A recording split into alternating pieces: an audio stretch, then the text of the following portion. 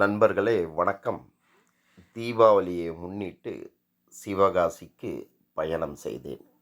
சிவகாசியில் ஒரு தொழிற்சாலையை நோக்கி அங்கு எப்படியெல்லாம் பட்டாசு தயாரிக்கிறார்கள் என்று தெரிந்து கொள்வதற்காக, மக்களுக்கும் தெரியப்படுத்துவதற்காக நுழைந்து அந்த தொழிற்சாலையின் உரிமையாளரே எப்படி எப்படி பட்டாசு தயாரிக்கப்படுகிறது என்ற ஒவ்வொன்றையும் போய் மிக அழகாக எல்லோருக்கும் புரிய வண்ணம் எனக்கு காண்பித்தார்.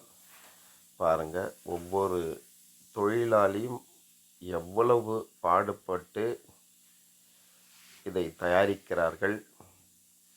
உயிருக்கு பணயம் வைத்துதான் இந்த ஒரு தொழில் நடைபெற்று வருகிறது. உயிருக்கு உத்தரவாதம் இல்லை.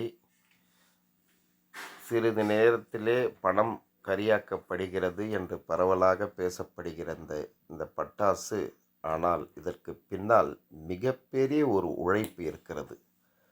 அந்த உழைப்பை தான் இவர் ஒவ்வொரு இடத்தையும் சென்று காண்பித்து மிக அழகாக தெரிவித்தார். இந்த தொழிற்சாலையில் ஒரு 12 அறைகளாக பிரிக்கப்பட்டுள்ளது. ஒவ்வொரு அறையிலும் ஒவ்வொரு விதமான வேலைகள் நடந்து கொண்டிருக்கிறது.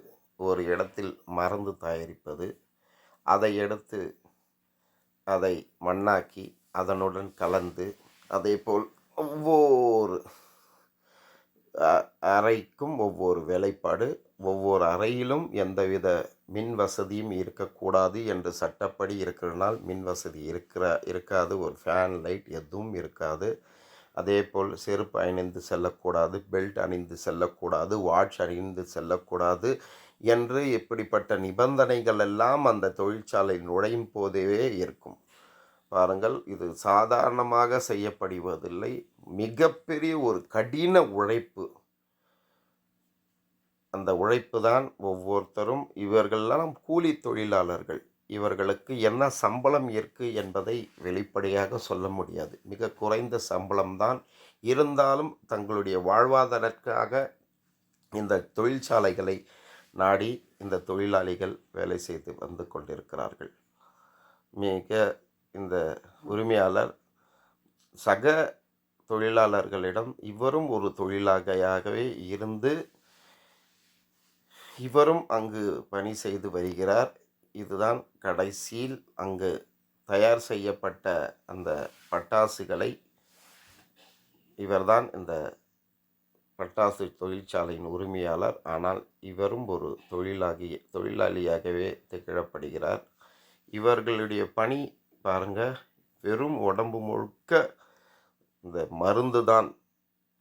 இந்த மருந்து எவ்வளவு விஷத்தன்மை உடையது என்பது தெரியும். இருந்தாலும் தங்களுக்கு வயிற்று பிழைப்புக்காக இப்படியெல்லாம் இங்கு உழைத்து இது பட்டாசாக வெளிவந்துதான் தீபாவளியை மக்கள் அனைவரும் பட்டாசு வெடித்து கொண்டாடுகிறார்கள். இவர்களின் வாழ்வாதாரம் வாழ்வதற்கு நீங்கள் பட்டாசு ஒவ்வொரு தீபாவளி அன்றும் எத்தனை காலங்கள், எத்தனை மாற்றங்கள் ஆனாலும் வாங்குங்கள். வாங்கி இவங்களுடைய வாழ்வாதாரத்திற்காக நீங்கள் உங்களுடைய தீபாவளியை கொண்டாடுங்கள். இவர்கள்தான் இந்த தொழிற்சாலையின் தொழிலாளிகள். இவர்களெல்லாம் பார்த்தபோது எனக்கு மிகவும் ஒரு சந்தோஷமாக இருந்தது. நன்றி, வணக்கம். இனிய தீபாவளி நல்வாழ்த்துக்கள்.